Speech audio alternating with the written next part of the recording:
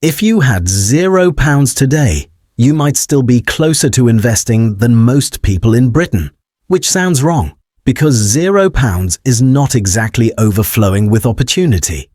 So let's be clear, in the UK, people don't start investing when they're rich. They start when they realize their money is quietly doing nothing. So in this video, we'll look at how people actually begin.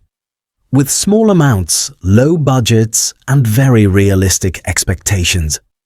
Because the hardest part of investing isn't money, it's starting. Why most people never start? Most people don't avoid investing because they're lazy. They avoid it because it feels complicated, risky, and slightly embarrassing. No one wants to admit they don't know what an ETF is, or why their savings account pays less interest than inflation. So instead, money just sits there, quietly losing value. And here's the uncomfortable truth. If you're not investing, you are still taking a risk. You're just taking the default one. Inflation doesn't arrive with drama. It just makes everything cost more while your savings stay the same, which means doing nothing is still a decision. So here's the first step, and it doesn't involve money at all. The first step is not investing. It's setting the container for future investing. In the UK, that usually means opening a stocks and shares ISA, not funding it, not buying anything, just opening it.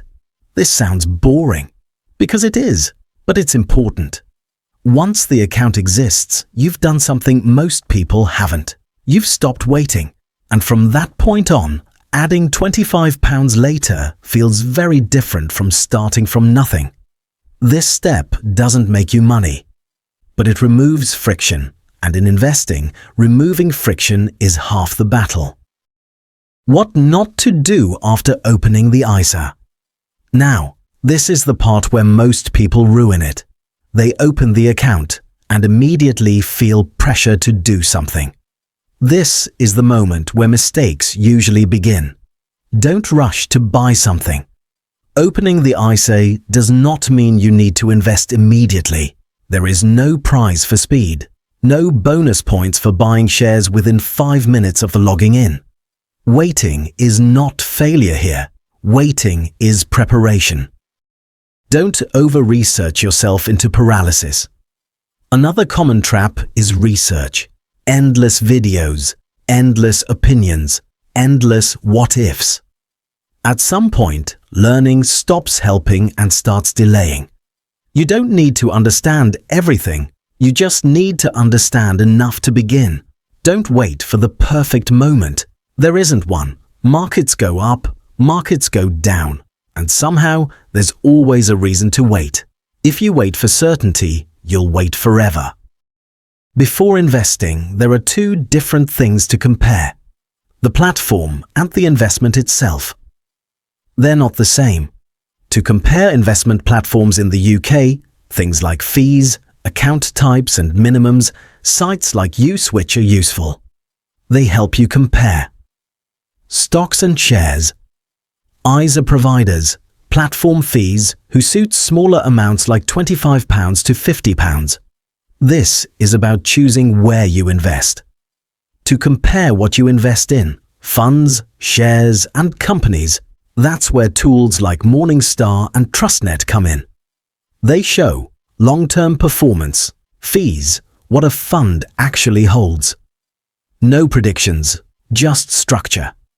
And for simple company information, sites like Yahoo Finance or the Financial Times help you understand what a business does before you put money into it. The goal here isn't certainty, it's clarity, and that's usually enough to get started. The first £25, step by step. When £25 appears in your stocks and shares ISA, don't experiment. Use it to buy one broad diversified fund. That means a single investment that already holds shares in hundreds or thousands of companies around the world. You're not choosing winners. You're choosing exposure. Make one purchase for the full £25. Then stop. No monitoring, no second guessing. This first £25 isn't about returns. It's about learning the action. Once you've done it once, doing it again stops feeling difficult.